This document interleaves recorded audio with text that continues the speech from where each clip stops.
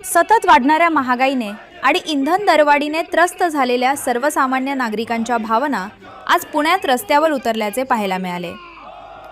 Petrol आणि डिझेलच्या दरात अवघ्या 10 दिवसात चौथ्यांदा वाढ झाल्याच्या निषेधार्थ काँग्रेस पक्षाने जिल्हाधिकारी कार्यालयाबाहेर जोरदार आंदोलन केले। यावेळी काँग्रेसच्या कार्यकर्त्यांनी केंद्र सरकार विरोधात घोषणाबाजी करत इंधन दरवाढ तात्काळ मागे घेण्याची मागणी केली।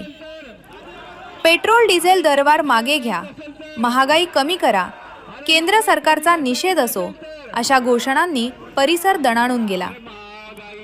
आधीच वाढत्या महागाईमुळे सर्वसामान्य नागरिकांचे आर्थिक कंबरडे मोडले असताना इंधन दरवाढीमुळे वाहतूक खर्चासह जीवनावश्यक वस्तूंच्या किमती आणखी वाढण्याची शक्यता व्यक्त केली जात आहे।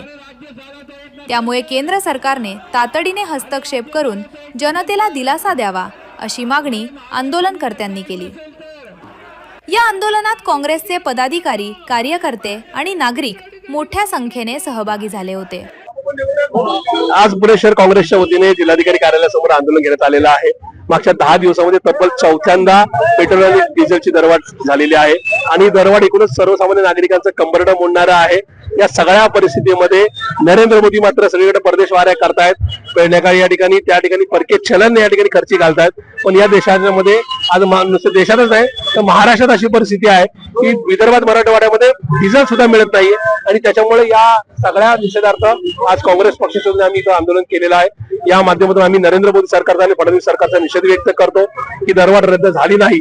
काँग्रेस पक्ष नुसतं शहरात नाही तर विधानसभेच्या स्तरावर, प्रभागांमधून गल्लोगल्ली या ठिकाणी आंदोलन कराल आणि त्याच त्या आंदोलनामध्ये नुसते कार्यकर्ते नसतील तर सर्वसामान्य नागरिक सुद्धा असतील, हा इशारा या निमित्ताने देऊ इच्छितो। आज आम्ही या आंदोलनामध्ये गाढवा आणली, कारण की पूर्वी गाढवांवर व्यापार व्हायचा, गाड्या परवडत नसायच्या। आता तीच परिस्थिती नरेंद्र मोदींमुळे आलेली। आज इथं प्रवासासाठी आम्ही घोडागाडी आणली, बैलगाडी आणली आणि घोडा सुद्धा आणला। त्यामागचं कारण असं आहे की पेट्रोल डिझेल एक तर मिळत नाही आणि मिळालं तर ते परवडत नाही आणि परवडत नसल्यामुळे नागरिकांवर आता एकच नाही या ठिकाणी पर्याय राहील, पुन्हा या ठिकाणी घोडागाडीने किंवा बैलगाडीने प्रवास करा किंवा घोड्यावर प्रवास करा आणि पुढच्या काळात तुमचा व्यापार, ज्या व्यापाऱ्यांनी लोकांनी भरभरून मतदान केलं, नरेंद्र मोदींना कमळाला मतदान केलं, त्यांना पुन्हा हा संदेश आहे की या ठिकाणी या देशात डिझेल पेट्रोल तर मिळणार नाहीच, तर पूर्वीसारखा गाडवांवरच व्यापार करा। एखादं मटेरियल दुसऱ्या ठिकाणी जायला 2-2 महिने लागले तरी चालेल, पण नरेंद्र मोदींचा जय जयकार करा, म्हणजे जेणेकरून त्या ठिकाणी तुम्हाला कळेल की नरेंद्र मोदींचा उच्चार केला की आपल्याला अशा प्रकारची आजचे दिवस म्हणजे गाढवाचे, घोड्याचे आणि बैलाचे दिवस नक्की येतात। यापुढे तुम्ही जर म्हटलं की आता की आम्ही सोबत आंदोलन पुन्हा करू, मात्र जर आता पाहिलं तर शहरात आज रात्री मध्यरात्रीपासून जमावबंदीच्या हे बघा, नीट मध्ये घोटाळा झाला, धर्मेंद्र प्रधानांचा राजीनामा मागितला जातोय।